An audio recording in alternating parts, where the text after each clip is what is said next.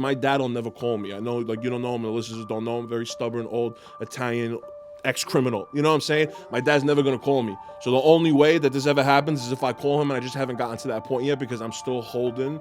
I could have used that role model from 18 to 26. I made so many mistakes during that time with women. I fucked my life up during that time, and I don't have anybody to show. Now I'm 32, and I could see it in hindsight, and I'm way behind, and I blame him. Yeah, Unfortunately, I got you know what I'm saying, and I blame him, and it's hard for me to like pick up that phone and be like, hey, you want to have a conversation? Because the conversation is going to be, yo, you fucked me up.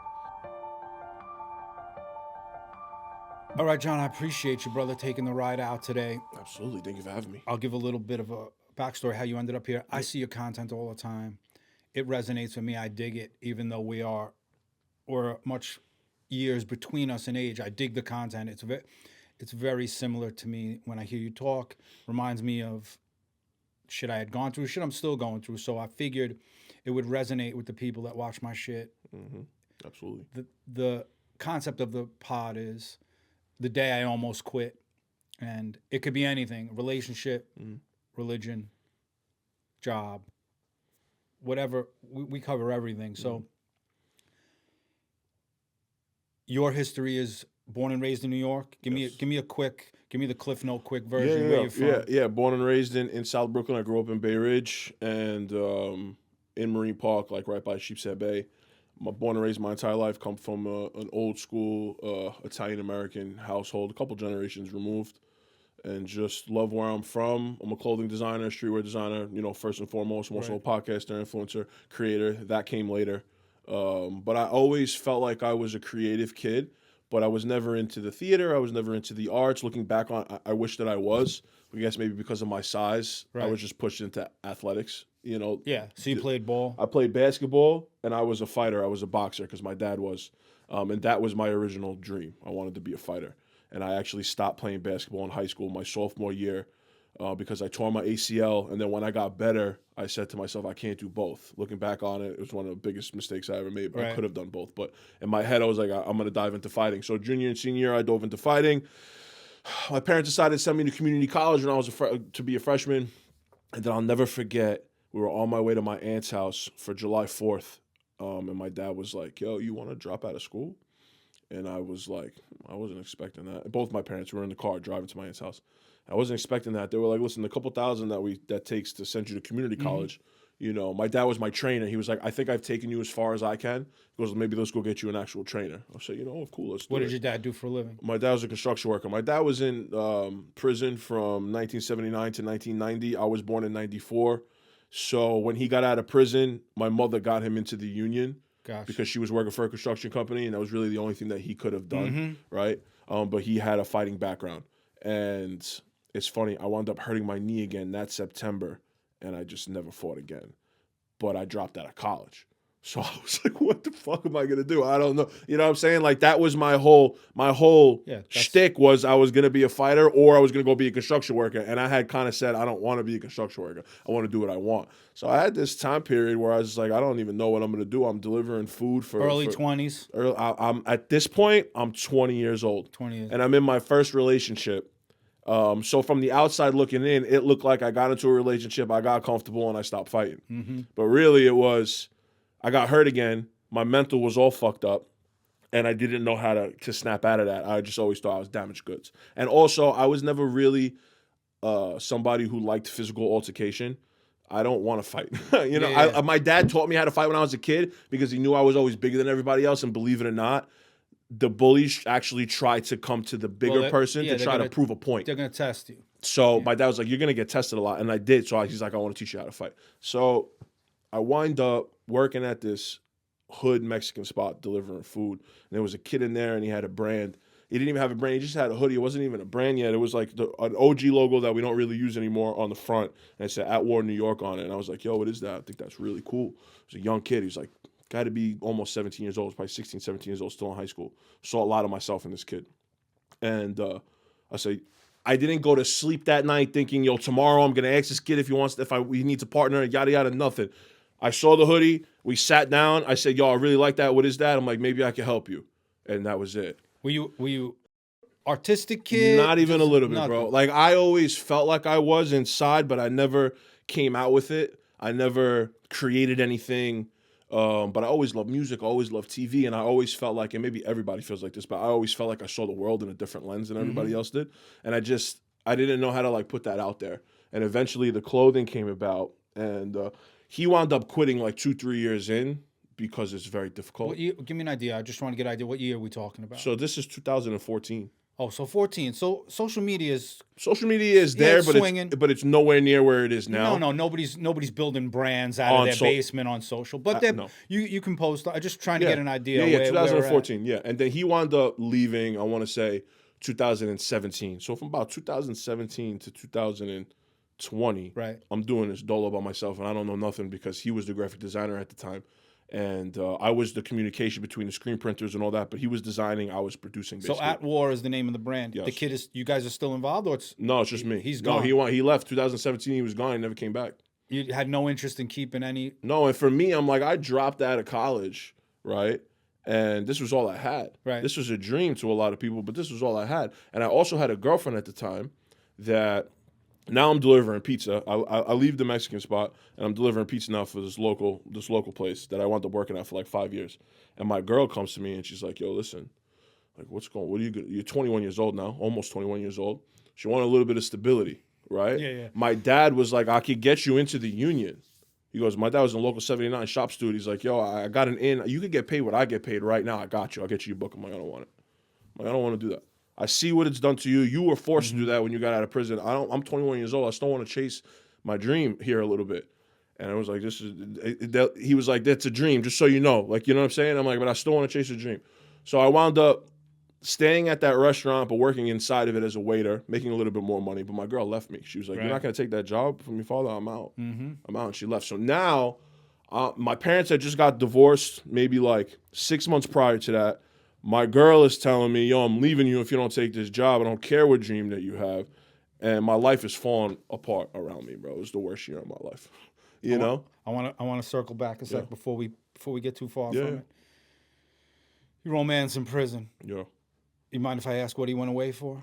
Bank robbery. Bank robbery. I wasn't born yet, obviously. He's a Brooklyn kid. Brooklyn kid. Grew up in the actual real South Brooklyn of like Coward Gardens, President Gotcha. Street. Yeah. So your dad's how old? Me and my dad don't have a good relationship right now. My dad was born in 60, so 40, so he's 66. Gotcha. About to be 66 in May. You and your mom are good? Me and my mom are best friends. Gotcha. Yeah. Dad, they both New York. They're Yes. around. Yeah. In and out. You see them? I don't see my father, but I see my mother. My mother lives 5 blocks away from me. How many years haven't you seen your old man? I haven't seen my dad, bro. It's been 4 years because my dad had some demons. You know, my dad had some demons. He was going down the wrong path, not like criminal again, but you know, drug and alcohol. Right. And when he wasn't helping himself, and I couldn't help anymore, and he wouldn't listen to me, and I felt like now I was like a co-conspirator to his self-sabotage. I said I couldn't be a part of it. Was that your whole anymore. childhood? He was. You know what, bro? Maybe I was blind to it. My dad, I tell people this all the time. I don't know if he listens to these pods. If he does, then he knows that I have nothing but good things to say about You should fucking send him the link. who he was as a father. He was amazing. As a husband, he was terrible. Yeah. But as a father, my dad was great. Listen, You know? some cats are good infielders, Yeah. but they can't pitch, bro. Yeah, you're right. Some cat, and it's not. Yeah, He was meant to be a great dad. He was not cut out to be a husband.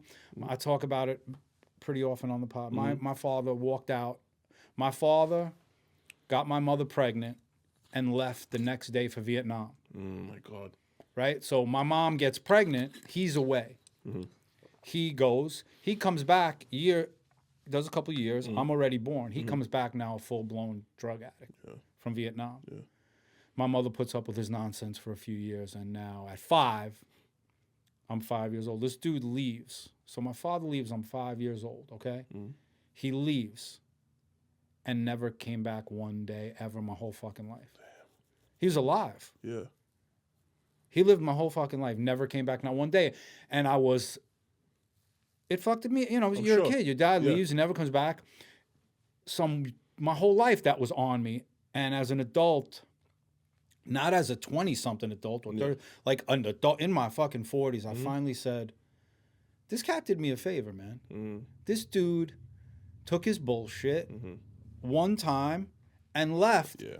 and didn't fuck with me come and miss one birthday, come high for Christmas, getting an, like because your friend. There's some parents. Yeah, I know. They fuck their kid up. Their whole, they're in, they're out. They show up, they disappoint. So he just never came back. Not one day. He moved to Florida, and I never saw him again. Not one day. And in my 40s, I said, you know what? I'm grateful for this dude. He took his bullshit. He realized I am not equipped to be a father. Took his bullshit and left. I'll give you the crazy ending to this story is in my 40s, I'm an only child. You have siblings? No, I'm an only child. I'm an only child too, man. It's me and my mom. Yeah. I start to go, is there a room full of people that look like me? Because I never had, your friends that have 5 brothers and sisters, they all look alike. Parents still together. I walk in a room, there's nobody with my face and no sister, brother. So I said, I wonder if I got 5, 6, 7. He left when he was in his 20s. Chances are. That's a good point, yeah. I track him down, through a couple of mutual people. I track down, I get a phone number. He's in Florida. And I'm thinking, I don't want to talk to this dude. Like, I really don't. I have nothing. Yeah. I'm not looking for an answer. I said, fuck it, I'm going to call him. I call the number. This woman answers. I explain who I am, and I can hear her crying on the phone. Turns out it's my aunt. Wow. It's his brother's wife. Okay. And she's like, and I remember, like, I was 5. You remember shit. Yeah. Hell yeah. She's like, I can't believe you're calling, whatever. And I said, listen, I'm glad you're on the phone. I don't want to talk to my dad. Like, I don't need to talk to him. He's not really even my dad. Like, yeah. I haven't seen this cat. Yeah. She goes, I said, I just want to know, do I have a bunch of brothers and sisters down in Florida? And she goes, your dad married 3 more times after your mom. He got married 4 times, 3 after your mom, never had another kid. Wow. And I said, oh, shit. Yeah. Like, what are the odds? Yeah. And then she goes, and he died 6 months ago. So the beauty of that phone call is whatever I was looking for got tied up in a bow, in a box, sealed it up. I had no siblings. Yeah. And this guy's not alive anymore. Yeah. I didn't need to have a conversation. And I made peace with him before that phone call. So before that phone call, I had said, I'm good, man. This guy, me and my mom had a great life. Yeah. My mom eventually remarried. We had a great life. Yeah. Took his bullshit with him. And it made me the dad. The importance of being a father was taught to me by a cat who left his kid. Yeah. That's a great perspective. Yeah. So, I get the father. Whenever people talk about a father thing, it resonates with me. Just because I tell my kids too. I'm gonna be 58 this year, right? I tell my kids, just because I was born before you chronologically, don't mean I know shit more than you. Man. I ask my kids advice on stuff, and your old man, whatever he went through, he's got his own weight he's fucking carrying around on his back, for sure, man. And for sure. I would say to you, for you, never for him. Try to reconnect somehow. No, I get it. You're gonna have a kid at some point. Yeah. You're gonna, and not dad, son, but I for me, the lack of a male voice, and even if it's a fucked up voice, yeah. But I need to tell that quick story because you were telling me, Dad, I wanted you to know where I'm coming from. Absolutely. What led to? Did you have to throw the hammer down and say, yo, I'm done with this bullshit, man, So, I can't? it was just, I would start getting pits in my stomach whenever I would see him calling me because I knew it was just being a drunken slur or just like, you know what I'm saying? And it would just get to He was retired? He's not working So no more. what happened was, what really I think tipped him off was that eventually my parents get divorced, right? And I'm 19 years old, about to be 20 years old, I think, something along those it's lines. coming. I know it's coming, but my mom put up with a lot over the course of time. But slowly but surely, it was getting worse. They get divorced. The thought to sell the house that I grew up in wasn't a thought yet. But slowly but surely, he was going off the deep end and he started doing drugs too. And it's taking up a lot of his money. So eventually what happens is they're like, yo, we got to sell the condo. And that's right before COVID. Literally, we were the last closing before COVID. So I'm moving out on my own. I don't know nothing. I'm working in this pizzeria. So you and your mom go get separate. When they divorced, when they got divorced, my dad stayed in the house and moved his girlfriend, and my mother went to go somewhere. So you were else. living with your dad. I was living with my dad. Yeah, that's got to be a and party. it was a difficult situation from about 20 to 25. COVID hits. They're gonna sell the condo. They wind up selling it. A friend of mine, real estate agent, winds up selling it. He pulls a fucking miracle off, and I move out. And then COVID hits, and I start to get my business in order a little bit. But he's just living on his own now. He's got nobody to kind of like watch over him. His girlfriend has a job, and he's getting worse and worse and worse. And what happens is he basically almost dies because he gets COVID, but his body was so. And my dad, bro, listen.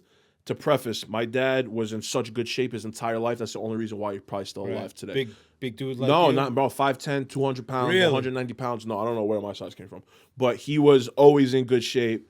And when his body started to deteriorate and he stopped working out and he was doing drugs, then he caught COVID. Then he went into, it was bad. We thought he was going to die. And so I'm going to the hospital to see him, of course. And then he's got to go relearn how to walk again. He goes into septic shock, like yada yada. He's got to learn how to walk again. So I started to go see him at the physical therapy spot, and it was normal for a little while, for like a month or two, and then he got out, and maybe it was my ego, maybe it was his ego, I don't know, but I felt like once he was able to leave and go live again in his apartment, we needed to have a conversation, and it needed to start with him saying, "Yo, I'm sorry," and that never happened. And we never spoke again. He got out of that rehab facility, be able to walk again. He was good. He goes home. He texts me one day, "Hey, you got something from Easy Pass here." I'm like, "I'm in the shower. I'll call you back." And I'll tell you, that was the last time we ever spoke. Not another conversation because I felt like, okay, cool. I was there for you during this time when you almost died. You're out now. You're home. Everything is good. You would think that you have a new lease on life. I need to make up with my son. And he didn't. No. And we never spoke again. And it could be an ego thing. Everybody tells me, "Yo, go knock on his door, send him a letter." God has sent me signs because a friend of mine owns a pizzeria in the neighborhood. Me and my dad have the same name. I'm a junior. He orders pizza from there all the time. My friend called me. He's like, "Yo, I don't want to interfere with you right now." He goes, "But is this your father?" And I'm like, "Yeah." He goes, because the kid was wearing something at war. A lot of kids in the neighborhood wear my brand. And my dad was like, said to him, "Yo, do you know my son, big kid, yada, yada?" And he was like, "Yeah." He's like, "Yeah, me and my son had a falling out a couple years ago." And he just walked out of the pizzeria. So, like, God has been sending me these little signs. My dad will never call me. I know, like, you don't know him. The listeners don't know him. Very stubborn, old Italian ex-criminal. You know what I'm saying? My dad's never going to call me. So the only way that this ever happens is if I call him, and I just haven't gotten to that point yet because I'm still holding. I could have used that role model from 18 to 26. I made so many mistakes during that time with women. I fucked my life up during that time. And I don't have anybody to show. Now I'm 32 and I could see it in hindsight, and I'm way behind. And I blame him, unfortunately. I got you. You know what I'm saying? And I blame him, and it's hard for me to like pick up that phone and be like, "Hey, you want to have a conversation?" Because the conversation is going to be, "Yo, you fucked me up." And maybe that's a conversation that needs to be had, and then hopefully let him hear it. Maybe that's the last brick in my life of building this new building that I'm trying to get into. I don't know. I'm just haven't gotten there yet, bro. Haven't gotten there yet, and it's tough because he was my best friend. Yeah. For a long time, you know. And my mother's always like, "Yo, if you want to talk to him, you talk to him. If you don't want to talk to him, You think you'd be disrespecting your mom if you did? No. I don't. No. Because I think it's been 10 years since they got divorced. I think that she's at peace with a lot of that stuff now. And any knowledge of his childhood? Your dad, rough child? Parent, yes. You know, growing up in the 60s and in the 70s with a lot of kids, both of my parents come from families. They both have like 5 siblings each. Both of their mothers remarried. My dad lost his dad when he was a kid, never really met him. During that time, that old Brooklyn way, Bensonhurst, South Brooklyn, he became a criminal because he had no choice. He's carrying his own shit he's around. carrying a lot of his own shit around. So his demons are fucking So it's a lot. And I can only imagine, you know, I also do like to preface, he was in prison from 19 years old to 30 years old, bro. Yeah. My man missed his whole 20s. No, he's a child. He was not free at all. No, he's a kid. So he came out at 30 as a child still, probably. You think about your dad. Think about my dad, right? So 19, he goes to jail. My dad's in his 21, goes to Vietnam. Yeah. You imagine today taking these kids No. These 20-year-old, 19-year-old kids, 20-year-olds, they're not capable right now. Mm-hmm. These dudes they were raised by a different breed. Oh, Like the generation that raised them, even me, like I grew up in Queens. I'm from Whitestone. Mm-hmm. And I'm sure the same shit in Brooklyn when you were a kid, man. Yeah. We just went out. Yeah, we raised ourselves, man, and we were out. I was a graffiti kid. Mm. I was home for dinner. I was the most respectful kid to my mom, but we were out on the street now. I think to myself now, like, imagine your kid is missing for 9.5, 10 hours. You don't know. No phone, no nothing. No, you'd lose your mind. You'd have crazy. You'd have the SWAT and the cops yeah, flying around. But that's where we're from. And the generation before your dad, he clearly, listen, he's an adult who's a functioning drug addict, damaged goods. Yeah. I will tell you, and most, I went to an event last night. I heard this guy David Meltzer talk, and if you don't know who he is, look him up on social. His content was his speech that he gave, and he said something that I've been thinking about since last night. He said, "You're two things. You're either humble, or you're about to be fucking humbled." You're either humble or you're about to be fucking humbled. You can't be, it's one or the other. Yeah. And I think about that, and the most humble thing you can do, man, is to forgive the motherfucker that did that shit to you. The weight I lost, not physically, the weight I lost when I forgave my father I can imagine. for leaving, Yeah. it was like a superpower. Yeah. I had been carrying so much anger. Cut me off. I'm following you home. Like you know that young dude anger. Yep. Flip a table. It's hard. Yeah. It was hard. But I didn't want to admit. Yeah. I didn't want to give him the satisfaction to let him know you did this to me. Yeah, you affected me. Yeah, in you a made. certain way. Once I did it and I forgave him, and I knew, I didn't know where he was, whatever. But in my mind, I forgave him. It's so fucking freeing. And you now, as a creative human being, you're creating a brand. I think the weight off your mind will only help you. No, you're right. With the next relationship, with the next hoodie. Listen, you're 30. 30, you're going to be 32. 32. What you're going to end up being, it doesn't even exist yet. Yeah, you're right. I could see the way you're moving online. I could see the way you're talking. Thank you. The way you're manifesting shit. Yeah. There's going to be a phone call, an email, 6 months from now, a year from now, where the whole trajectory of your life will change and you go in this direction. Just like you said, I never wanted to be a designer of hoodies. You walked in a pizza place. Today, you could leave here, walk in a restaurant, and somebody go, yo, I reckon, and change the whole trajectory of your life. That's how my shit changed. And I will tell you, putting the bag down and letting them. Yeah. It will. The last thing you want is a call you fucking says your dad died. You're right. And you got to come to the wake. That's what a lot of people say. And with the way he's treating himself, it could be tomorrow. So that's the other thing. Apparently he's sober now. I talked to my aunt. That's his word, or no. That's from an aunt that he still speaks to. Right. So you know what's funny? That's his sister. It makes me even madder because then I'm like, yo, you know what? Cool. He's sober and has a clean head. He should and he now still hasn't reached out to me. Yeah. So my point is nothing. I don't think that anything can happen to him that he's gonna be like, I need to call my son. There's a level of, you know what I'm saying? Imagine the failure he feels like. I'm sure.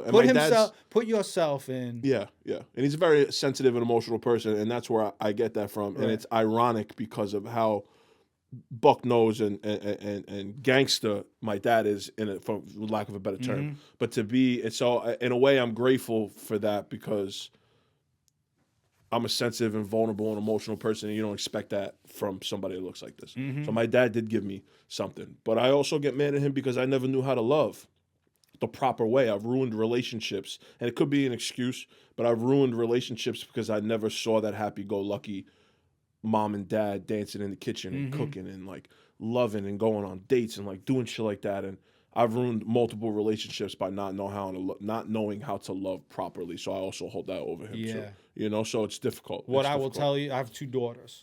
God bless. 28 and 24. Oh, wow. The way I treated my wife, nobody showed, like, my mom got remarried, but it was not a father. He was my dad, but he wasn't my father figure. Like, we didn't have a catch. And My mom was my sheriff, principal, priest, Yeah. warden. Yeah. She was, she was everything. Yeah, She yeah. was disciplined. I learned every lesson I've ever learned in my life from a female. Mm-hmm. My grandmother, my mother, mm-hmm, my wife, mm-hmm. my daughters, my friends. They've all been powerful females. And as a man, I think that's important too, because a lot of men don't have that. A lot of men have those alpha men, but we Yeah. need that. I have all my aunts, my sister, like not my sister. I got cousins and my aunts and my mother who was like that for me. Right. You know. But I never had the male role model. When I had daughters,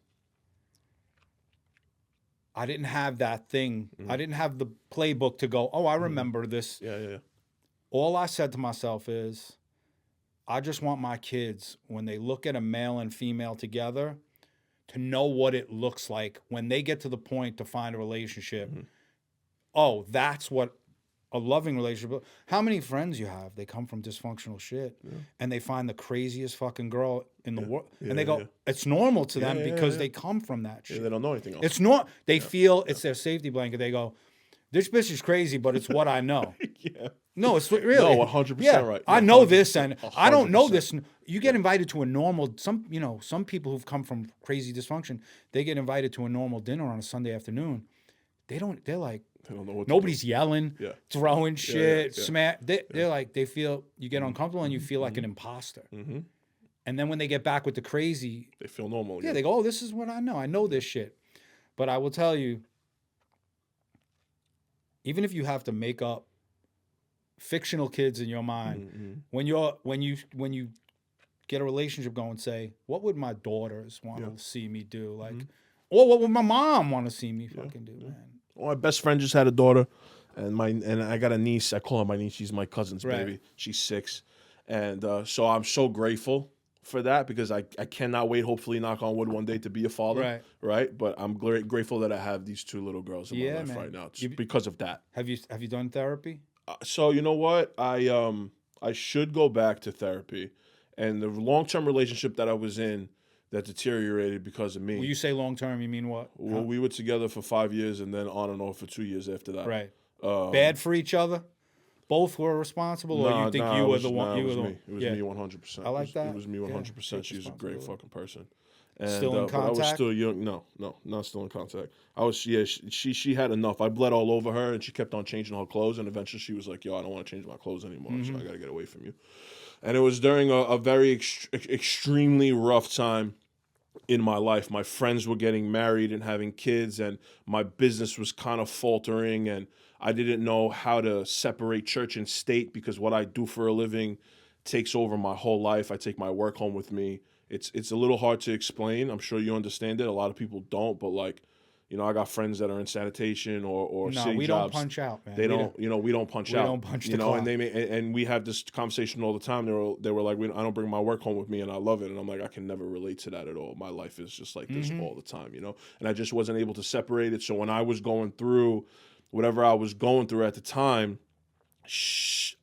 I bled onto her for a long time, and she held on till she couldn't anymore, And it was I never learned how to separate. I never learned how to love the right way, and I just never learned. Now I learned. I'll never do it again. Right. But it came at the cost of probably the person I was supposed to spend the rest of my life with. So that I think, unfortunately for me, No, that was the lesson, bro. She was the one who prepared you. I learn through life experience. That's why I tell people all the time on another end, it's like, I don't wish that I went to business school because that's not how I learn. I don't learn by reading a book, taking a test. I learn by going through it, applying it, failing or succeeding, and knowing what to do next based off of something that's happened to me already. You will know when in the next relationship if it's sunk in or not. You'll figure it out. Yeah, because I'm also an anxious person, and that's because of growing up with 2 old school Italian parents that were like, if I didn't answer the phone right away, it's what are you doing? If I didn't get a text right away, what are you doing? And I bled that on to other parts of my life where I'm like, I could like micromanage shit. I can micromanage women, and it's not some people just aren't like that. You know what I'm saying? Like so I've made that mistake a bunch of times, and like I'll never make that mistake again. And it's the only way. You just learn as you go. Yeah. Unfortunately. I had done therapy when I was going through it. And I was going through. So I had changed careers in my early. I made my first cake when I was 41. Wow. I'd never made a cake before.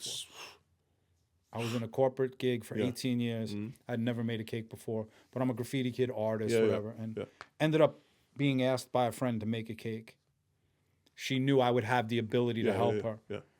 And it changed the whole trajectory of my life, man. I took a picture of the cake. And that was it.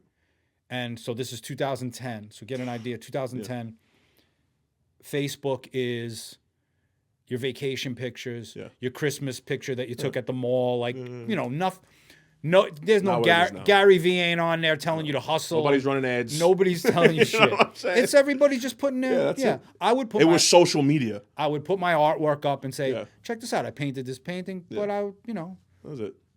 I took a picture of the cake and I did nothing with the picture. 3 days later, for whatever reason, I posted it on Facebook and I just said, check out this cake I made.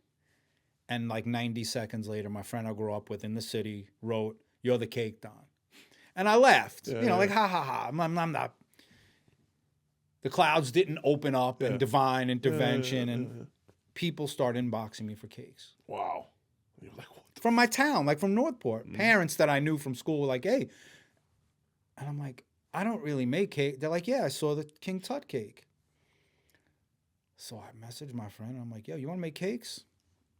That's the story. And that was it. And a year later, I went all. So now I'm 42, 2 young daughters. I go all in on cakes. You leave the corporate job. I go all in. And it's a fucking movie. Yeah. It's a Quentin Tarantino movie for the next 8 years. It's the wildest. Like, I'm hiding. You know, the car would pull up outside the house. I'm ducking down because I think, you know, I haven't made a mortgage payment in 3 months. We're out of here. Take the house, I'm still in the house, man. So that's the craziest story. I'm still in the house, but I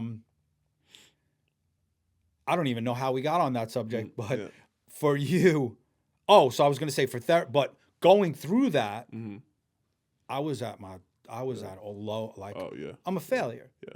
I can't pay the mortgage to keep my kids in this house. I am a failure. I'd started to do therapy. I had never done therapy to my father issues and shit. I said, I need some help because I started getting some really fucked up thoughts, real bad thoughts. And I said, somebody got to help me right now. Yeah. And your friends can't help you. No. So I did therapy and, the therapist helped me. He actually gave me a tool that I still use today with my anxiety. Okay. Like I suffered from paralyzing anxiety. Yeah, me too. Panic attacks, the fucking sweating in the middle of the night. I had all the options. I was getting them. Yeah. They were giving them all to me. Yeah. You know. But he gave me tools to use when I feel, because I know you can recognize, you could feel it coming. You're going, oh fuck. Yep. He gave it to me, and I still use it from time to time to help me deal with the anxious. I would tell you, try and find somebody to talk to, man. That has no stake in the game. That's the thing, right? They got no stake in the game. They don't know you from a hole in the wall. No, because your friends are going to give you fucked up. 100%. I think that because they love you, not because they're fucked up friends. Yeah. Your friends are going to tell you shit because they love you. Your mom loves you. Your aunts, everybody loves you, and they're going to tell you shit. You need somebody to sit down and go. This is you're a wrecking ball, and you're fucking everybody's life. Everybody. See, I have OCD, but it's not OCD in the sense of like a Howie Mandel, can't shake your hand, germaphobe, or whatever. So OCD what? I have OCD, obsessive compulsion disorder, in the sense that like it's so difficult to explain, but it's a control thing. Your whole life. Yeah, and I recognized it when I was a kid.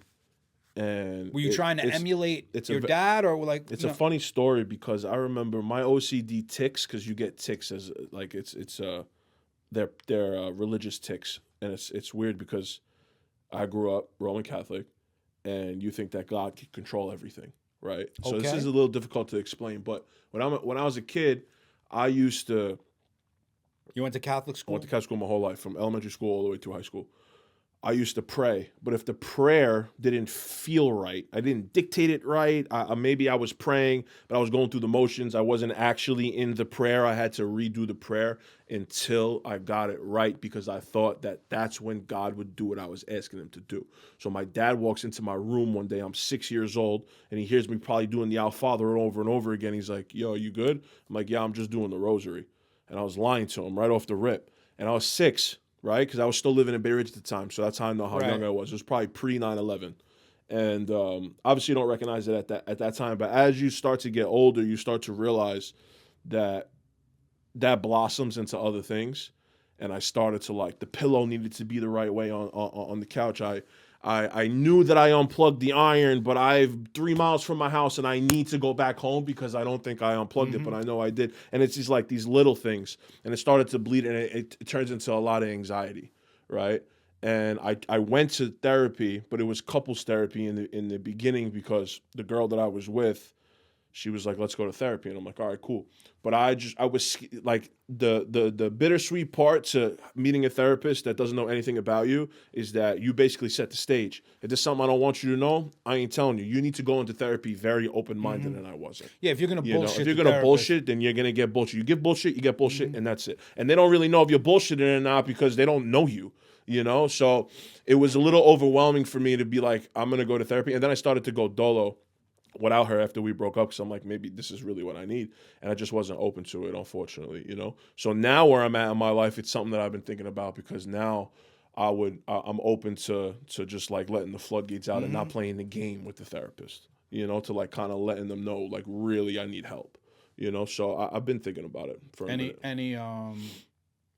any medications that are helping? No, you? so I'm on. I also have an underactive thyroid, so I only take thyroid medication every day, which maybe was a cause when I was a kid because that's like a hormonal thing. But I'm not on anything for my OCD. Yeah. I'm not on anything for my anxiety. I'm a weed smoker, so I smoke. Ever fuck with mushrooms at all? So I microdosed mushrooms daily for a couple months, and it wasn't enough time to really see the compounding effects on it. I've never really taken enough to like actually like go through a trip or anything like that. Maybe like during my party phase when I was like my mid-20s during that bad time in my life where I was doing whatever the fuck it didn't matter just to escape. But for the most part, not really. Yeah. So I'm in a stage in my life right now where I'm just finally getting back on solid ground. Yeah, you're doing a lot. You're doing a lot of shit in this. I don't even know how long we're talking in this little.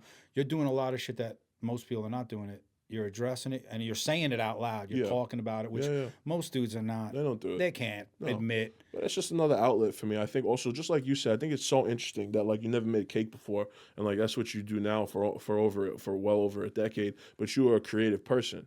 Yeah. So I try to tell people this all the time. My best friend's a painter. He was doing a mural the other day. He had his assistant with him, who's also a friend of ours, who was like video, and we were telling him like, "Yo, you're really good at videography." He's like, "Yeah, no, but I'm a painter." I'm like, "Bro, you're missing the point here. Right. This is a whole universe of shit. You're not just a painter. You are a creative person. So one day, the wall is your outlet. The next day, social media is your outlet. The next day, you want to write something. The next day, you want to make a cake. Like, we need to stop putting ourselves in this box as creative people. I want to be a filmmaker one day. But that doesn't take away from the fact that I'm a clothing designer. I want to put my clothes in the film. Yeah. Like, it's just this whole fucking thing, And I just think that's so interesting. Yeah. Countless. You have a podcast. Yeah. Which I didn't know that that's what I was gonna do either. I just Countless like friends have told me, "What are you gonna? You're gonna waste your time. Yeah. You're gonna have a podcast. Nobody's ever gonna watch it." I go, it's not about that. You told me I couldn't make cakes. Yeah. So at 41, that's why I say to you, what you're gonna be in a year, 2 years, 5 years from now doesn't exist yet. Yeah. And with the way technology is going, that's true too. I mean, you're right. You might end up being a thing that doesn't. The actual job description might not exist yet. Yeah, you're right. Because we don't even know what that thing is. Think about if we would have sat around. So you're too young probably. Or you remember the tail end of. You remember MySpace? Yeah, of course. All right, so MySpace. Yeah. If I would have told you MySpace is going to go away, when MySpace was hitting, you would have been like, MySpace is never going away. Yeah. That's never ever going to go away. Yeah. If I tell you now, Instagram's going to go away, your brain can't even. I know. You can't even comprehend it. No. But we do know.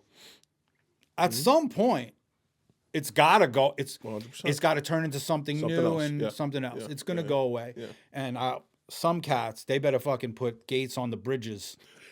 They put gates on the fucking bridges the day Instagram locks its doors because some dudes have their 100% of the identity. Oh yeah, is on socials. Is in 100%. There, it is become. Yeah. I have sent this message to a friend, and I say it. Don't stand with fools to get views, because people forget who's who. Dudes will sit with people they would never sit with. Oh, no. Because if they think they're going to get the hits on the video, they'll sit with that dude. Yeah, hell yeah. I see it all the time. I am not. No. My age also plays a factor. Yeah, for sure. I've been through enough. There's nobody going to be in this seat. That's my word, is my bond. Nobody will sit here on this podcast. I am not interested, and I don't want to sit. Yeah, just because. Yeah, I don't give a fuck what. No. Really, I don't. Yeah. Most people are not that. No. Most people will go to some pizza place because the pizza's free. They will eat it, and they'll tell you it's the best corn of Sicilian they've ever had, and it's dog shit. Yeah, just because it was free. It's free, and they're going to get views or whatever. Yeah. I'm not with that. No. I hope that culture starts to go back the other way, man.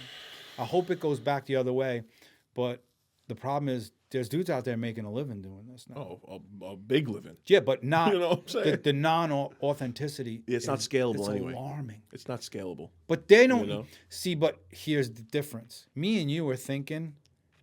For them, the ceiling is right here. Yeah. They're thinking, if I make this much a month, I'm good. Yeah. My ceiling is so far beyond. I'm thinking 10 years ahead. Yeah, I can't.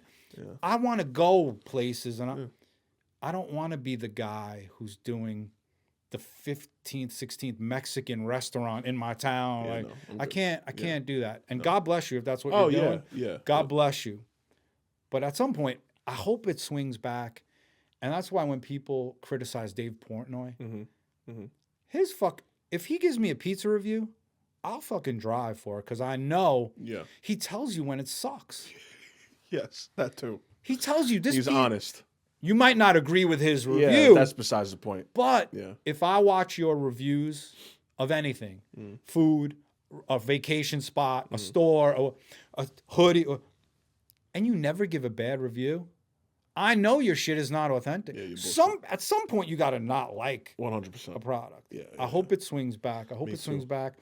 That's why when you get on, your shit stands out because you go, I'm fucking struggling today, and this shit is hard, and I don't feel good, and the anxiety's fucking me up. Yeah. Most people are not. Most people are flexing with their, most people are going to stand in front of their car and their watch. Nobody's putting out their losses, let's just say. And I also like to, some people look at it like we're looking for pity or something, but the fact of the matter remains is that, no, that's the furthest thing from reality. The actual case is my job here is to make people feel seen and to feel heard. And that's it. Whether that's through my clothes, whether that's through the pod, whether it's through hopefully a film that I make one day, whatever the case may be, my goal is to make people feel seen and heard that otherwise weren't.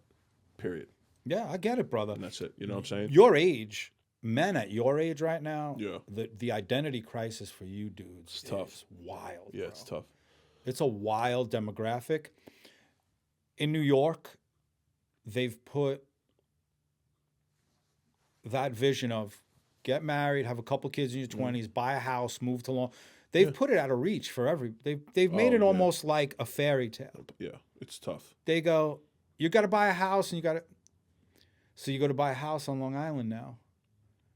It's $700, $750, and you got to gut it and knock the thing down. And the mortgage rate is so high. Already. Right, and now you got to walk in with a couple $100,000 in the bank. And how you sit like it? No, it's impossible. They've made it impossible. I don't want to leave New York. I love where I'm from. It's literally me, but they make it hard to stay. What's the neighborhood where you grow up look like right now?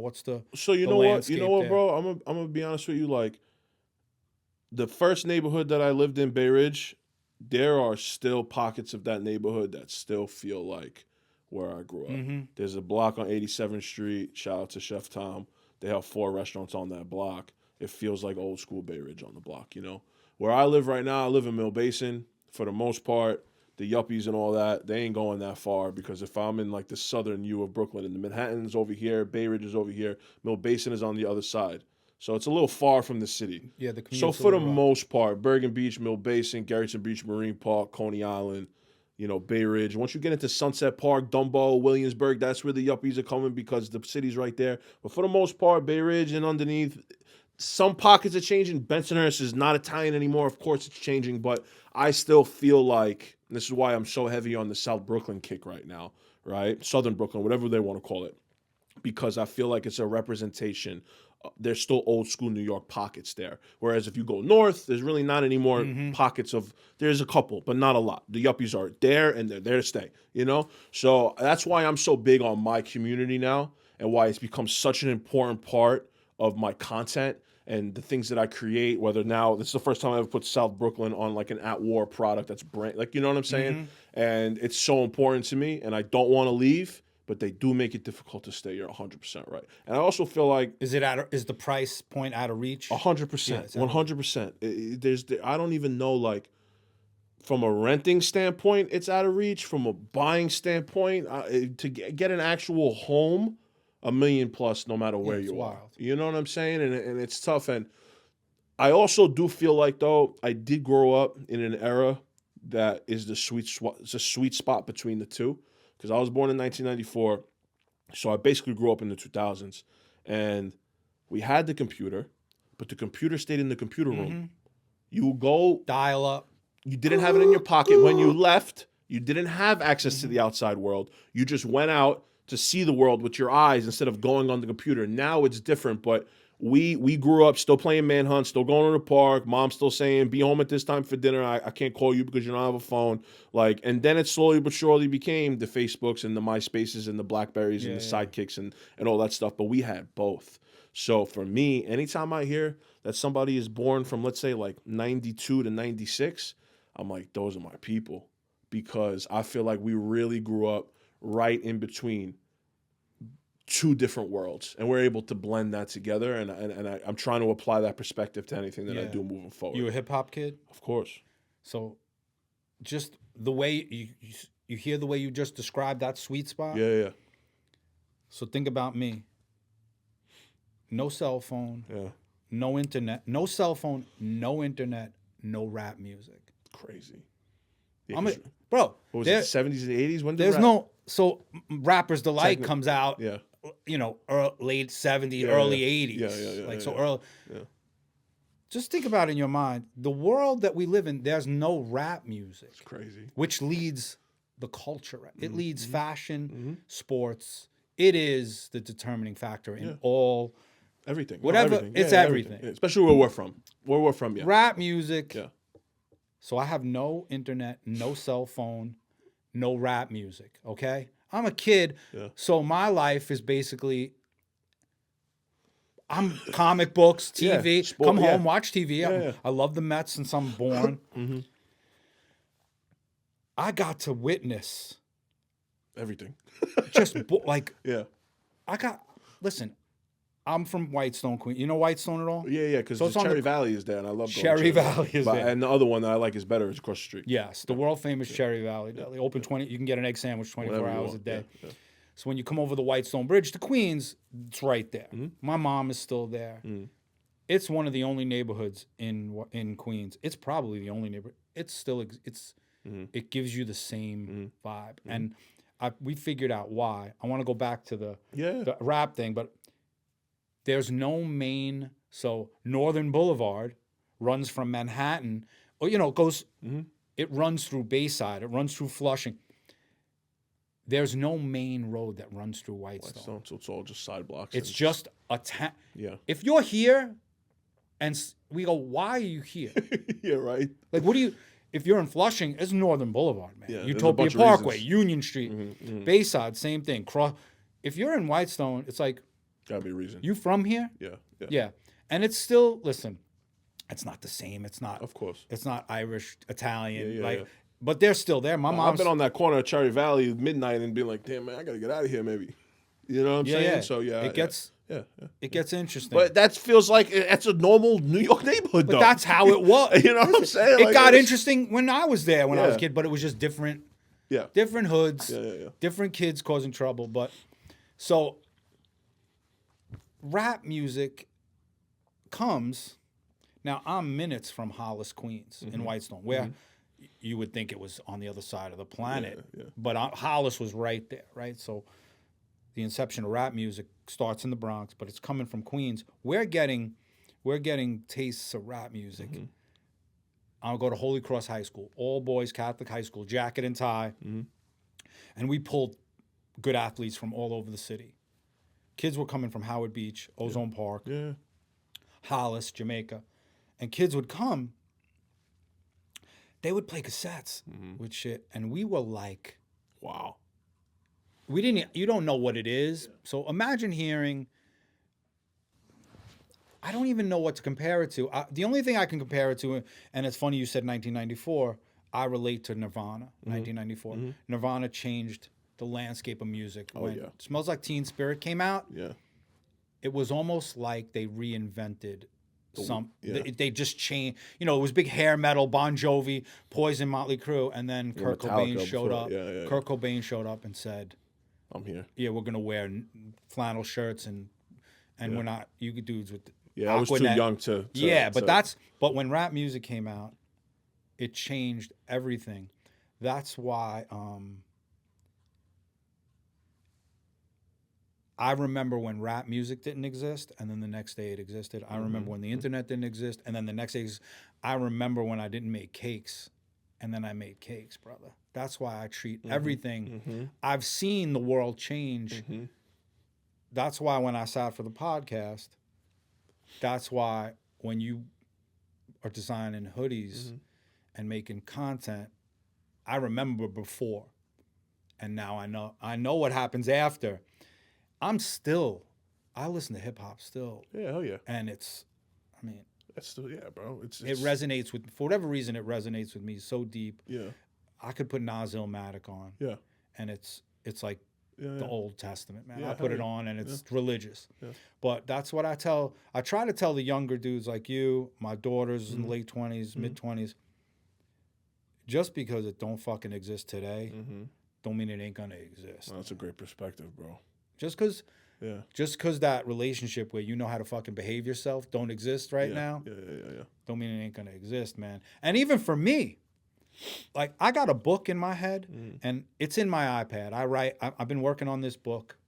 Love that. And every time I look at it at night, I go, it still don't look like a book. Yeah. But I've never written a book before. So this is I'm flying by the seat of my pants. Yeah. At some point, I'm gonna look at my iPad and I'm gonna go, Oh shit. this fucking thing looks like a book. Yeah. And you know what? The next day, I'll be an author. Yep. Yeah, man. Just you'll like be that. you'll be a filmmaker. Yeah. You know when? Yep. At the day after you make your first film. That's it. Just you'll, like that. You'll be a filmmaker. And life now, changes. Yep. It's just like that, man. And they think it's overnight. That's why a lot of people think it looks like it's overnight, but they don't know about the nights where you looked at the book and you're like, fuck, I might have to start over. Yeah. You know? Or the one phone call from the friend that says, help me make a cake. Yep. Right? Like that. How many times I try and tell people, don't hit ignore on the phone, man. No. Don't hit ignore. If your friend is calling you, Answer the phone. it could be. Yeah. It could be the life-changing phone call. Yeah, the communication and networking is very important. If I didn't answer that phone call and say yes to her, Yeah. I'd be selling you inaccurate today. Yeah, I don't know what the fuck I'd be. And that's why, I don't know if you've ever seen the movie The Butterfly Effect. Yeah, If you yeah. have, that movie fucked me up. That's a heavy movie, man. I watched that movie during the worst times of my life, the like 27, 28. And with OCD, trying to control everything, I'm like, holy shit. If I go to that stop sign and I make a left instead of a right, Your whole life is my whole life could be completely fucking different. And it is crazy, bro. But that's the truth. That's what I'm saying. That's This the is a truth. movie, and whatever the case may be. No, it's the truth. I think about the part in that movie where he tries to go back and stop them from putting the firecracker in the mailbox, and little does he know he wakes up with no legs. He tried to do the right thing. Yeah. That's why I told you that girl, Yeah. you and her not being together could have ended up being the best thing. That You're could have been 100% the right. gift you were given. You don't even know. You're right. And you But only learn that in hindsight. I have a version of, you say OCD and it doesn't resonate with me. Yes. It's hard But- to explain. No, I have things that I do that if I got myself diagnosed, I would, if I leave my house. So if anybody's watching this today and they've watched all the episodes, this podcast was based on 2 pages in my journal from 2012. I wrote in the journal, this is it. I can't do this. I can't make these cakes. I'm never going to be the cake. And I wrote it down in the journal. And those 2 pages I would revisit. They've become the thing that inspired this, the day I almost quit, because I would read it and remember, wow, I remember where I was. But if you're watching this and you've watched all the episodes, I've held that journal in every episode on my lap and in my hands. And if you notice, I do not have the journal today. Okay. And you know why?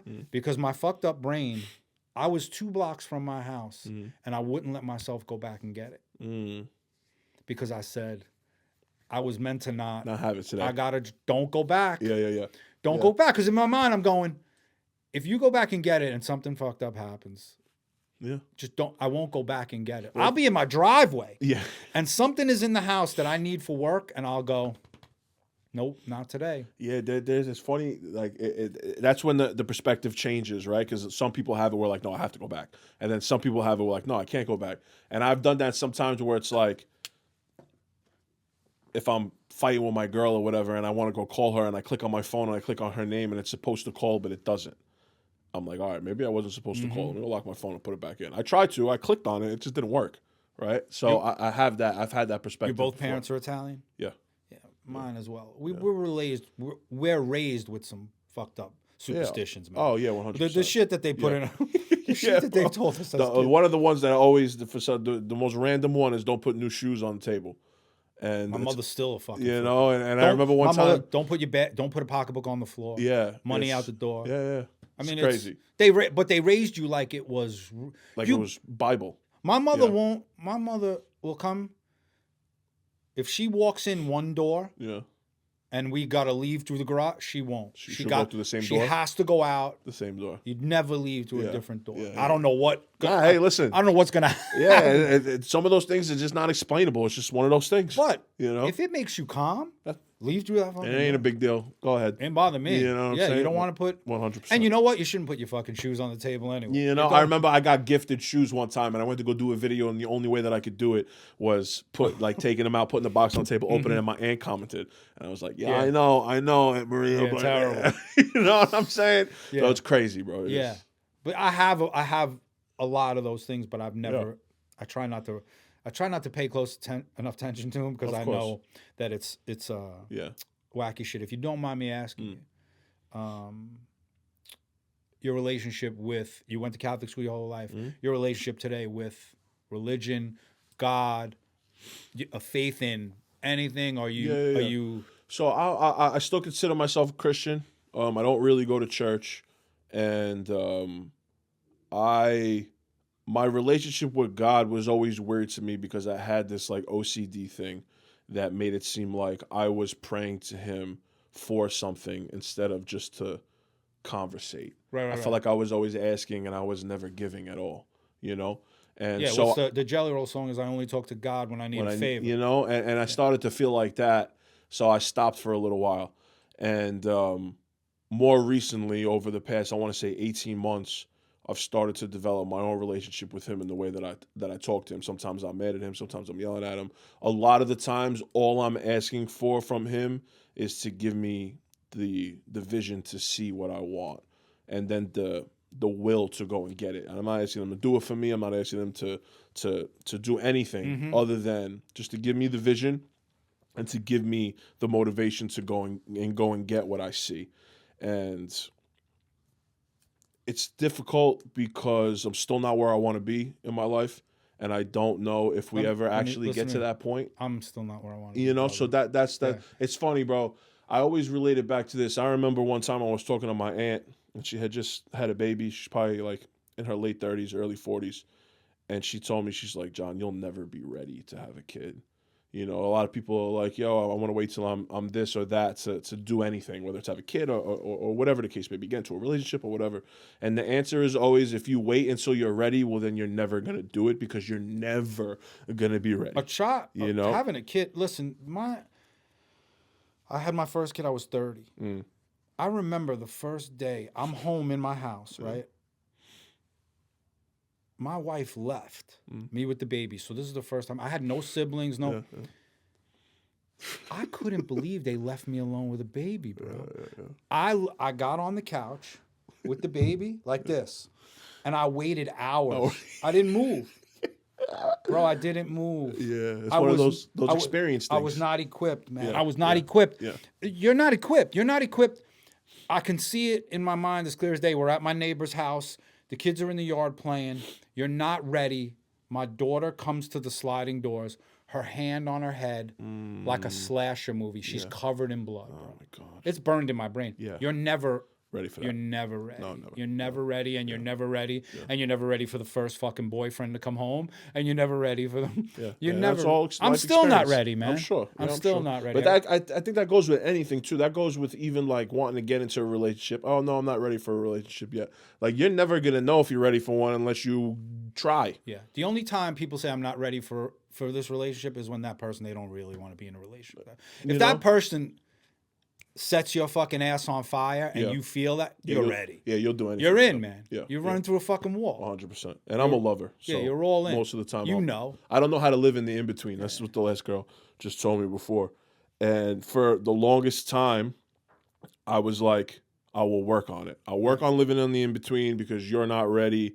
And maybe I'm not ready either. Both got our relationships around the same time, XYZ, yada, yada. Until finally we got to the end of it. And I was acting as if I was still all in because I don't know how to live in the in-between. The in-between is where people in relationships go to die, right? You cannot live with 1 foot in and 1 foot out, and that goes with anything that you do in this life. I have all of you tattooed on me right here, so when I look down at it and I'm tired or I don't want to do something, you know that the only way that this works is if you put everything and all of you into it. I never had a plan B. My plan B was always another way to make my plan A work, period. That's it. And I've always lived like that. And it could be a bittersweet thing. And it is a bittersweet thing, especially when it comes to relationships, because I'm now being 32 years old, having been in one long-term relationship and a bunch of situationships that didn't work. I don't have another talking phase in me. So I'm in. If I like you, and I know it's kind of reciprocated, I'm in and I'm going to work towards that. And a lot of the times it could be pressure, it could be overwhelming, it could be a lot. I'm a lot. I'm not going to lie to you. I'm a lot as a person, and I feel like that's just because I'm sensitive, I'm creative, I draw inspiration from anything. It could be, I love this rug, maybe one day, I like the color of this rug, like whatever the case may be, I take from everything, and then I'm the funnel, I put it out, and that could be a lot for a lot of people, you know, for the wrong people at least. What's the avenue where single people are like meeting each other now, man? When that's the other thing. The club scene for me, my wife was a co-check girl. Mm-hmm. I met her at a club. Yeah, she was a co-check. I went back 9 times, asked her for a number. She kept saying no. Yeah. I can't fathom without clubs. Like where is it just online? The club still exists. It's not for me anymore because like bottle service. Where's there clubs? And there is in Manhattan. There's clubs. There's a lot of day clubs now. House music is very prevalent now, so the rooftops are popular. I've met women there before. Yeah, but you got to be. You got to be spending. You got to be dropping 100%, and that's why that scene is dead. Yeah. To at least meet people. You know what I'm saying? A lot of it is social media. A lot of it is dating apps. A lot of it is all fucking bullshit. Right. You know what I'm saying? And I don't know, bro. That's what makes me scared because, like, I'm not going to get back on the dating apps. I'm probably not going to meet who I want to on socials because, bro, I get 10, 15 DMs a day from random people. Because I do fashion content too. Yo, you're so gorgeous, this, that, and the third. Like, that's not, I'm not giving no respect, but I'm not giving any of them the time of day. That's not how I want to meet my person. Last person that I spoke to that I was dating for 6 months, we met on a dating app, which was fine, but it didn't work. And a lot of the people that are on dating apps aren't really looking probably for what I'm looking for. I'm not, bro, everything I do now is with intention. I'm not just trying to have sex. I'm not saying we're going to get married tomorrow. I'm not even going to say we're going to get married within a year, but like my intentions are that the next person that I get involved with, that's it. Like it's not, at least that's what I'm trying for, you know? So like, where do you go to find somebody like that? I don't know. I don't know, when I bro. see the young kids today, I go, I don't know, bro. It's so easy though. But see, that's the thing. That's what makes dating now so difficult. Yeah. It's like if you get into one argument with your person, that other person is like, yo, you know what? I could just go on socials. If you're a woman, I could go on socials. I could post a bikini pic, or I could go on Hinge and I could do this, and I could find someone else. Like, yo, if you're gonna go through your entire life like that, always thinking that there is something better after the fact, then you're never gonna find what you're looking for. Brother, I had to call the girl's house and her dad answered. Yeah. There was no. Yeah. I had to call your house. Yeah. Or So if knock I on the wanted door. to talk to you, I really wanted to talk like. to you. Yeah. I had to call and go, hi. You know, I'm so and so. You're on the phone. You're Yeah. talking to a dad. Like, Yeah. you're talking to somebody's dad. Yeah, Man. Like, yeah. It's crazy. it's nuts. Yeah. Now, Yeah. you know, everybody's Texting. you message, you text. I was just curious. Yeah. If you're not away, like my younger went away to school, there's a community That's of people. different, That's a 100%. different. You're in school, you're in college. And I always say, if I ever have kids one day, I dropped out. We had the conversation. I would love for my son or my daughter to go away to college. I will tell you. To learn what they need to learn through the experience, right? My kids came back adults. That's what I'm saying. No one's telling you to go to class. Not even you gotta that. wake up I'm and go not to even school. talking about the class. Yeah. You need clean fucking underwear. Anything. You got to go wash your underwear. Mom's not filling the Nobody's fridge there. with chicken cutlets. Yeah, And you know, like you. That's you what I'm hungry? saying. You Yeah. learn. You They learn came life. back. They came back different people, and I recommend to people. Listen, I get it. Some kids are struggling Of course, with some it's anxiety, expensive. and Yeah, maybe yeah, they yeah. shouldn't Do that. be away Yeah, because yeah. maybe they can't handle it yet. Yeah. But if your kid is right on the verge of where you're like, this kid needs to grow up. My kids came back grown, Yeah. adults, responsible. Where'd they go, if you don't mind? I'm just curious. Yeah, my oldest daughter went to Cortland, upstate, Okay. SUNY Cortland. My youngest just graduated a year ago from Boston Conservatory at Berkeley. All right, so she went to Music Conservatory in Boston. They came back, different people. And my both kids graduated. My oldest graduated from college, and my youngest graduated high school 2020. Full-blown COVID. No, you know, everything was, you know, no Shut up. My daughter went 4 years of college. There was no graduation. Yeah, it's crazy. You didn't get to graduate. Yeah. You don't walk up. They don't have. We had a party on the lawn. People drove by. Like it was a what wild, a crazy time that was. Yeah, it was a wild. But Yeah. you know, at the time, to them, it was it was the most devastating. But it was a great tool that they could put in their toolbox now to go. You know what? That thing I thought was going to shut. Okay, we got through it. Yep. It was the worst thing that's happened to you was the worst thing that's happened to you at the time. And that's it. They got through it and they used it as a tool. Yeah. Some more kids these days need some shit, some adversity. 100%. Too many of these kids go away to school and nobody's ever told them they fucking suck before. But everyone gets a participation trophy now. The mom tells them, You know? Yeah. "You're the best, baby. Baby, you're the best." You see them you see them out. Baby, you're the best. You're the best. You're the best. You're the best. Your bowel movement's a golden egg, and the kid goes to school and he's curled up in a fetal fucking position. Yeah, because he went to school on his the high professor horse. and the professor said, "You're mediocre at best. You're not the best. You barely, you know." And they can't handle it. Nope. They've set these kids up to be disappointed because they've tried to hide them from the disappointment. It's a fine line you'll see as a dad.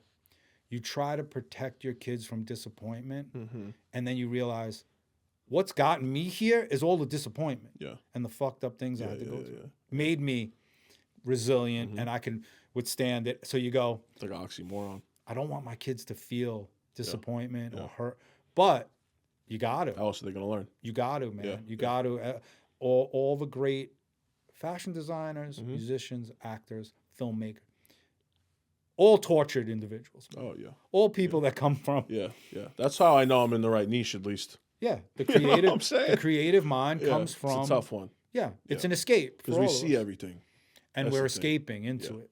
100%. You try and get away from it, man. But I asked about where your relationship with God was. I got far from it for a long time, and I really got discouraged with the Catholic Church. And you know, my kids were little, and they were going to church, and I would get letters in the mail from my church in my town, based on what my household income was, how much I should be donating a week to the church, and I'm like, I don't know the specifics of the beef right now between like the Christian religion as an overall and the Catholic Church, but I know that a lot of them, for lack of a better term, think the Roman Catholic Church is bullshit. For lack of a better term, Yeah. They don't believe in saints. We pray to saints. A lot of the other Christian denominations don't believe in saints. There's a lot there. I'm Roman Catholic, probably will be to the day I die. I got Roman Catholic tattoos all over my body. But I see more and more of people talking down on the Roman Catholic Church. Maybe it's the Pope. I'm really not sure. But I think it's an interesting time for the religion that we grew up with. I'm at a place where right now I believe in God. That's it. Me too. And I think we all do. Whoever you no, there's people don't like. Well, I think like even kids 6 or 7 years younger than you. If you ask them, yeah. they don't believe in God. They don't believe in God. But I think that if you believe in a religion, I hate the beef between all of the religions, right? Not to make it a religious thing, but like whether you're Muslim, whether you're Jewish, whether you're Christian, whatever the case may be, it doesn't matter. I think we just all believe in God. Whoever your God Allah, is, whatever it is. Iraq. It doesn't matter. Whatever you're praying to. Whatever. We're all hoping. Yes. There's someone there when we go. The thing about the statement, if you think about it, if you don't accept Jesus Christ into your life, you're not going to that place.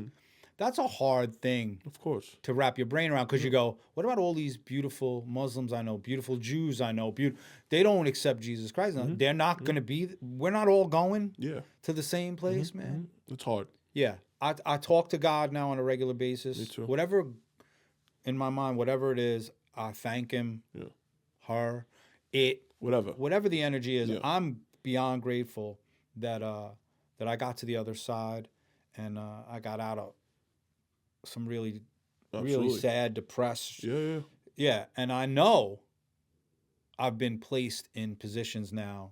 I've met certain people, and there's a greater. There's something else going on. There's somebody's moving my chess piece around, and I know I have nothing to fucking do with it, because I end up in situations where I go, I had nothing to. Yeah, this worked out, and I had really nothing to do with it. Yeah, the 100%. Somebody put me here, and also if you move with good intentions and kindness for people, I think it pays dividends. But I agree. Yeah, I think it pays dividends if you move with good intentions, the right way. Yeah. We're surrounded with people that are chasing something else, and they got their own bags they're carrying around, man. But a couple more things. Yeah. The future for you with the clothing line, what are you seeing for yourself, man? 2 stores on both coasts at some point, right? Somewhere. Hopefully. Do you think that's necessary right now? You know what? I'm gonna be honest with you, bro. You see Saks Fifth Avenue going out of business, and but you know what? You need a flagship. I think, kind of piggybacking off something that you said before, where it was like you hope that shit starts to go like this again. I think with social media being as popular and as prevalent as it is, but not only social media, with the way AI is, I think at some point people are going to start to yearn for this. My power is in person. I've done pop-ups. I've done festivals where I'm selling clothes. My power is interacting with people. And I think that in a world that's become extremely digital and extremely artificial, right? I think digital and artificial have their positives in the world, and I think they have their negatives in the world. But besides that, I think eventually people are going to get tired of living on this phone and want to go back outside again. And I just want to be able to have a concrete place. I'm not even talking about, the thing is that, and sometimes it's to my detriment, I think so big. When I open up a brick and mortar store, it won't only be clothes, and it won't only be at war. I want to sell flowers. I want to sell coffee. I want to sell pastries. Your brand. It's this universe that we're creating. The store is not even going to be called At War. It's going to be called One of Us. Are you one of us? Like, it's this mindset that we're all at war with something, and that we are human beings, and that we feel, and that we like dope shit. And if I want to buy my mother flowers here, I can. If I want to get a coffee, if I want to buy short, whatever the case may be, I just want to create this experience, right, on both coasts, because I love California too. I dig it, bro. So it's just like, it's not only the clothes. The clothes are the medium, and that's the meat, basically, that we sell to make our money and to pay our bills and all that. But it's just like this whole conglomerate, this universe that I want to create. And then I think that having a concrete store somewhere, and preferably, I know a lot of people would look at it like, yo, you got to go to Manhattan, you got to do this, you got to do that. I would love to find something in South Brooklyn somewhere. Well, I was going to say, you got to be in South Brooklyn. I got to be where I'm from. And I think that's the only way that it works in the beginning. So, but I have a 5-year plan. I started to get my life together, at least in my head, when I was 30. I'm going to be 32 this year. So by the time I'm 35, I have these 5 years right now where I'm really just in hustle grind mode. I don't see anything like that happening until after I'm 35. I got a lot going. I got a lot of, I'm still building. I knocked the house down, and I just got rid of everything. We just started to build the foundation again. I'm nowhere near designing the house yet. I'm not even living in it yet. I'm still building it, All the signs are pointing towards that, because this past calendar year, The NBA, the NFL, and Major League Baseball all had record-breaking attendance. People want to be with Outside. people, man. With people. Stand-up comedians now play arenas, bro. Yep. Back when I was younger, Dice Clay was the only cat Yeah, who yeah, would yeah. play an arena, Yeah, and Brooklyn. maybe Richard Pryor. Brooklyn legend. They're all playing arenas now because people want to get out. They want to experience. I want to do things. They want people around. They want to listen. Whatever music you listen to, I'm an avid concert goer. I'm like all sorts of music. I just got back. I went to a 3-day country music festival in Florida. Post Malone headlined one night. Ice Cube played at a country music festival one day. Ice Cube turned this beach out. Really? Yeah. Because I like all types of music. Not just. But I went to country music festival. You want to talk about church? When somebody's on stage and that song is hitting perfectly, that's the most religious thing you could. Oh yeah. We're all there together. We're singing together. You don't give a fuck who the guy next to you voted for, what his bumper sticker says, man. You're there and you're experiencing that together. I think that's really the thing that I think the whole community misses about church, though. Once a week, you put on some clean ass clothes. You went with your mother, your father to church. You went to IHOP after. You got some pancake. But you came. People held the door for your mom. Everybody said, "What's up? How's it going?" I don't know my neighbor's last name, bro. Yeah. I've been living in my house since 2004. Yeah. I don't know my neighbor across the street. I don't know their last name. Imagine me saying that. Imagine you saying that about the block you grew up on in Brooklyn when you were a kid. You knew everybody's name. Yeah. You were in everybody's house. You were on everybody's stoop. I don't know their last name. Yeah. People, and it's embarrassing because if somebody comes in my shop and goes, "Yo, I know your neighbor," and I'd be like, "Who?" Yeah. But that's not good. No. It's really not good, man. Yeah. The feeling you get from community, I think the community is the most important. It's so damaged right now because yeah. we don't want our kid. You don't want your kids out because there's weird people and there was weird dudes in my neighborhood. Of course. There were people but I knew to stay away from them. Yeah. Avoid that house. Don't go near that house. These kids have been sheltered, so they don't even have. If a the street van smarts pulls anymore. up, you run the other way. Don't run the same way it's driving. Run the other way. Right. You know? But the community now has been damaged. Yeah. We're all locked in. I hope I'm hoping AI or some new app or something will come along that will make it. They're gonna incorporate it in. They're gonna crack the code because all of these apps are making you self-sufficient, sitting in a chair all by yourself. Man. That's it. You could talk to your chat GPT. Part of me, as an introvert, loves social media for the days where I don't want to leave the house and I could still connect with people.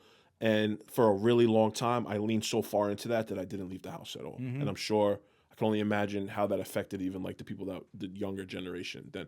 But I'm starting to finally get back into the sense, and I was also depressed for a really long time and just not doing the right thing. But besides the fact, where I'm at now, I've seen the power of community and I've seen the power of in-person community. And I think it's the most important thing moving forward for any state in America. I don't give a fuck where you're from. We're just from the greatest place in the world, in my opinion. So whatever. Mill Basin, where I live, bro. I worked in Mill Basin for 5 years before I moved there. So now I'm basically in Mill Basin daily for almost a decade, which is crazy to say out loud that I'm thinking about it. And I still love it. And I didn't grow up there. It's a couple neighborhoods away from where I did grow up, but I didn't grow up there. But I worked there for 5 years, and I think the people that were coming into the restaurant all the time thought I grew up there. And now I live there, so now I know everybody, and everybody knows me. And I can walk across the street to the Dunkin' Donuts and get a coffee. I go to La Villa and get a slice of pizza. I go to the shipping store. These are all my friends, and I love that so much, and that's why I don't want to leave, and that's why I think community is so important.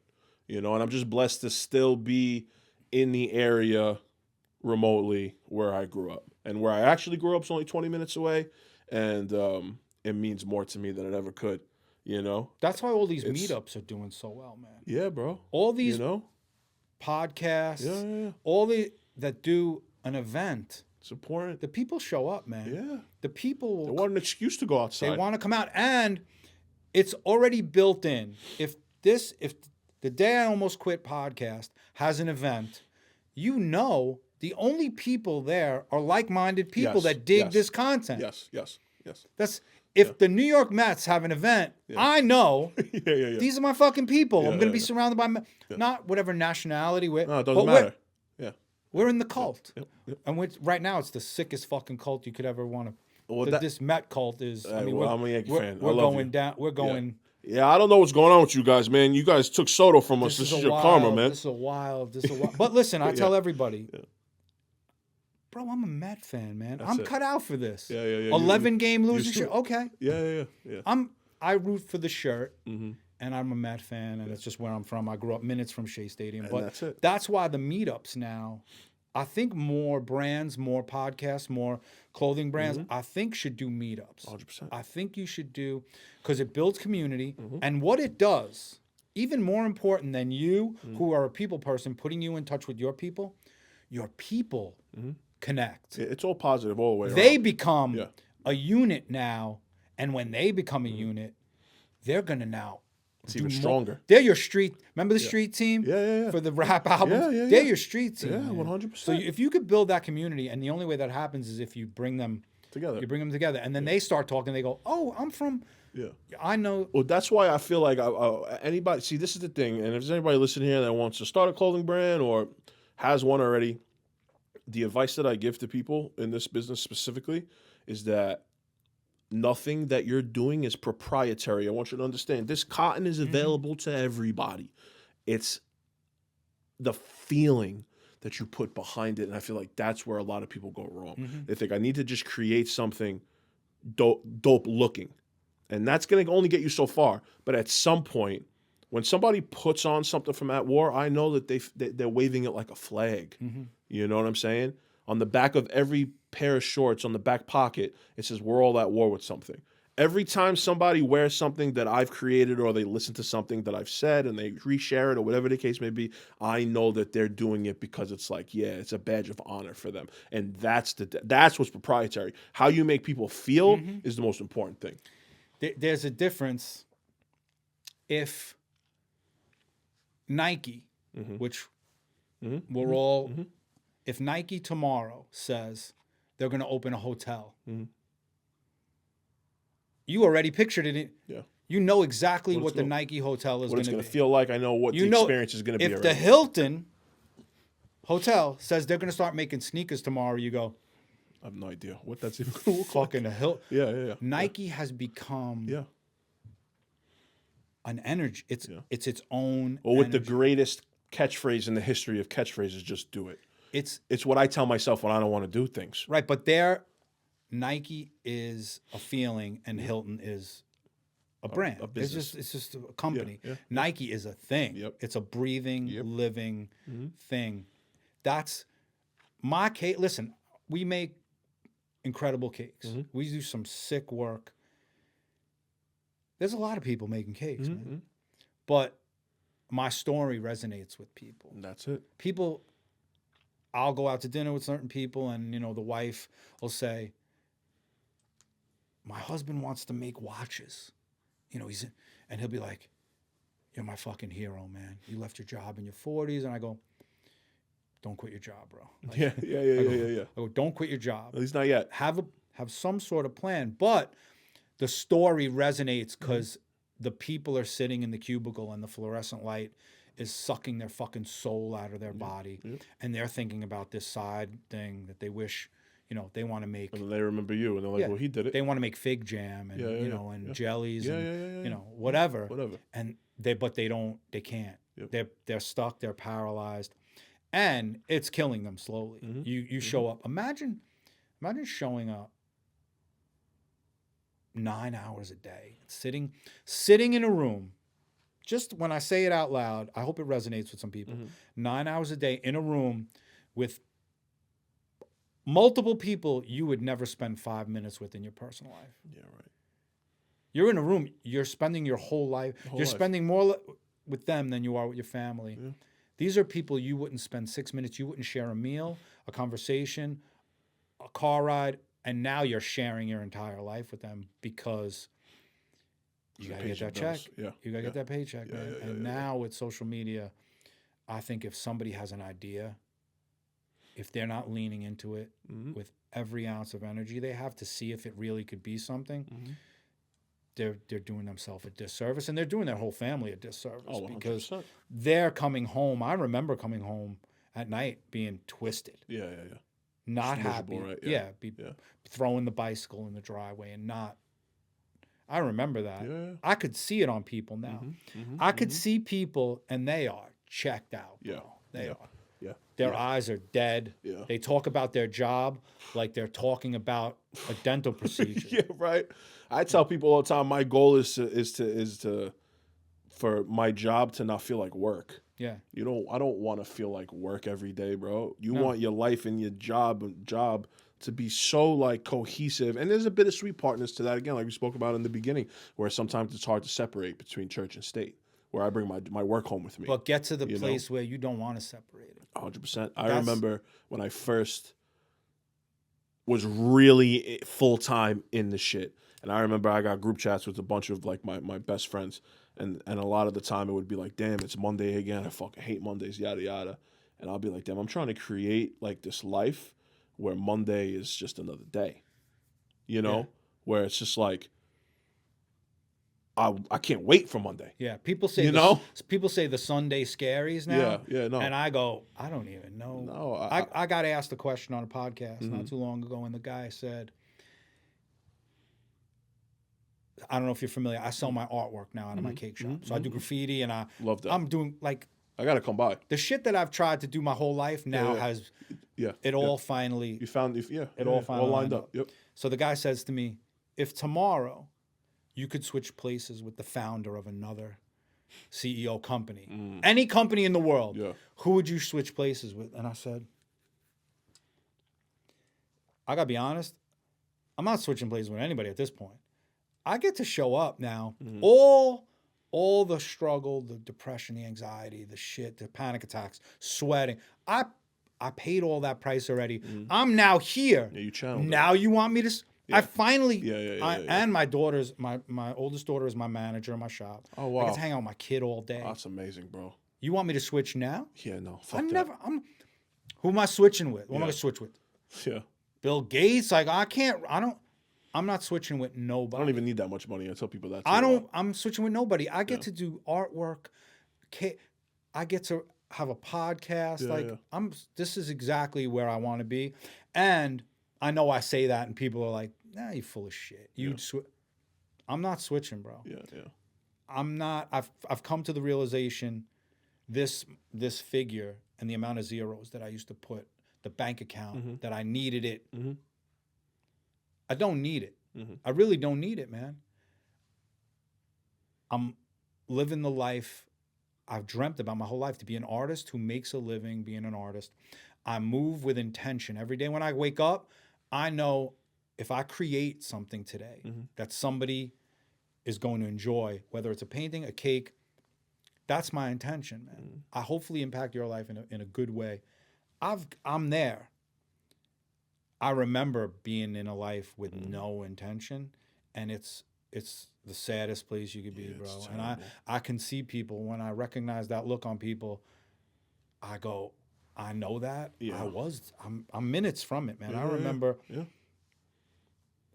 I remember the thought of everybody in my life would be better off without me on the planet. I know the feeling. That just wouldn't make a difference. I've said it. I had said it multiple times. Been there. I need to not be here, and they will all, sooner or later they'll get over it, and they'll benefit from me not being here. Now, I want everybody in my life to benefit from me being here. But I got two things for you, and we'll wrap it up. I hope you leave here today. I hope you listen to this back, or you check it out. Of course. I hope this is the catalyst for you and your dad to find each other, man. For real. Thank you. From a kid who missed it, your dad's alive, and you have the ability to be the bigger, wiser. Just even if you tell him you forgive him, the weight that will be lifted from you, brother, I swear to you, I lived it. I forgave a cat. The last time I saw this guy, he was in his 20s, but I was able to forgive him, and it it was a medicine that I needed so bad my whole life. I hope you can make the phone call, send the text, whatever, be like, yo, let's grab a slice and a fucking Coke in a paper cup and whatever. Yeah. Just talk. I hope for you this, whatever came of this, me and you, I message you, yo, come on the pod. I hope the one thing that comes from this is you forgive your dad. Even if you don't have a relationship after, just say it out loud, let him hear it and go, bro, I don't know what happened to you. Prison, your parents, I know it wasn't my fault.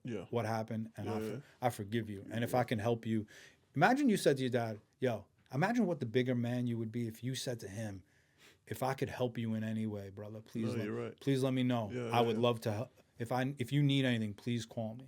Because he's probably thinking, this kid, I call this kid, he's gonna fucking hang up on me. Yeah, you're right. Yeah, you're right. I hope that's what comes to this podcast. I end every podcast the same way. The energy of this podcast is the day I almost quit. It's people going through it, breakup, foreclosure, depression. Taking pictures of that faucet to make sure it's off. So when they get 5 blocks from the house, no, really. That's an OCD thing. So they can open their phone and go, no, my faucet's off. Like, yep. You mentioned you have a 5-year plan. My saying is 1-day plan. Everybody who's going through it needs the 1 day. How am I fucking getting to tomorrow, bro? I need to get to tomorrow. You, over the past couple of years, you've gotten through some shit. What's the 1-day plan? Like you're feeling it. What's the 1-day plan, brother? To get you don't, I'm not talking about the store opening up. I need to wake up tomorrow. I just need to get to tomorrow, brother. You know what, man? What I do is, first of all, you got to get outside a little bit, right? Because a lot of people that are feeling like, fuck, I got to make it to tomorrow, they don't leave the house. And I've been there. Easier said than done. Even if it's for 60 seconds, even if it's to walk across the street to get your coffee and then you come back inside and you don't leave the house again. Well, for me, man, it's all about comfort. And my mother always said this. She said what they tell people in like Alcoholics Anonymous, she wasn't an alcoholic, but she grew up around a lot of them, is that move a muscle, change a thought. So if you want to make it to tomorrow, staying stagnant is not necessarily the way to go about it. And that's how I would usually do it. I would sit on my couch, I would smoke a joint, I would take an edible, I'd put on my comfort show, The Sopranos, Entourage, whatever, and then just hope that the time flies by, I fall asleep, I wake up, and it's tomorrow. That's usually what I would do if I was in a depressive rut or when I am in a depressive rut. But the right thing to do, the 1-day plan, is to wake up, grateful that you woke up somehow, take a shower, go outside, touch grass, go be around your people if you can. And now, listen, this is very difficult for people that are in that space where they're just like, I don't even want to be here anymore. I don't want to do anything. But the most difficult part is opening the door and walking outside. Go be around people. Go to the gym. Go sit in the sauna. Go walk around the block. Call your mother and go have lunch. Just text somebody. Just something. Connect. The 1-day plan is just to connect with whatever you need to connect with. That's going to give you the juice to make it till tomorrow. Because if you just sit there and you're just like in a rut and you don't know what to do, and it's not good. You get in this dark place that it's very hard to even believe the light even exists anymore, you know? So the only way to go and figure that out, I think, and what's helped me, and again, I don't do it all the time. I still have the days where I'm like, Sundays are usually tough for me. I'm like, damn, I don't want to leave the house, like whatever. So I don't follow this rule all the time. But if you are going to follow something and it's a 1-day rule and you want to figure out how to make it to, let's say, Monday morning, move a muscle, change a thought. And that's it. Because the more that you sit there and don't move, you're going to start ruminating on all the bad stuff. And then it just becomes this cycle of just like, nothing's good. I don't even want to make it till tomorrow. You know? Yeah, brother. I agree, man. It's just like I that, like it. You know? I like Because it. I like to smoke a lot of weed. That's my vice. Right. You know? And that can keep you. Is that, you find that helps you when you're dealing, when you you know what? You don't get more anxious? Probably not. You know, I put it like this. I love to digest art high. I like to watch movies. I like to watch TV. I like to listen to music. I like to create. I like to do anything. Yeah, it enhances the experience. It enhances the experience for me 100%. So sometimes I use that as an excuse. I mean that from the bottom of my heart. I love to digest those things high. I love to go watch my best friend paint while I'm high. Something happens in my brain. I forget about everything else, and I attach to this creative thing, and it becomes something for me.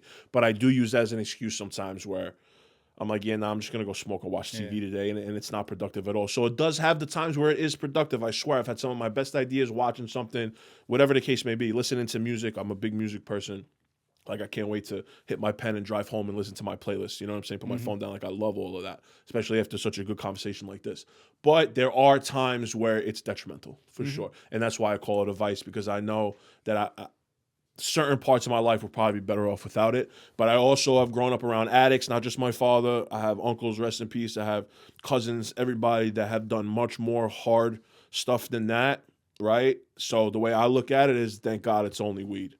So there's this fine line there for me. My mother don't bother me about it no more. I remember the day I realized that I was becoming an adult when I called my mother and I needed to have a conversation with her, and she walked in and I was sitting on the couch smoking a joint and she didn't say nothing about it.